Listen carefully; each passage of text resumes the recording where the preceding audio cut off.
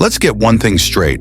This isn't just about quitting porn. This is about taking back control of your mind, your time, and your life. Every second you spend watching porn is a second stolen from your potential. It's not just a habit, it's a trap, and it's time to break free. Here's the truth. Your brain is wired for more. Porn hijacks your dopamine, leaving you chasing a high that never satisfies. But you're built for greatness. Step 1. Delete it. All of it. Every account, every bookmark, every trigger. Burn the bridges, no excuses. Step 2. Replace it. Fill your time with things that build you. Exercise, learning, creating. Every time you resist, you get stronger. Step 3.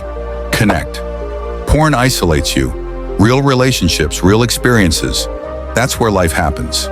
This isn't easy, but nothing worth having ever is. Every day you fight this, you're reclaiming a piece of yourself. Stop watching porn, start living. The best version of you is waiting. Go claim it.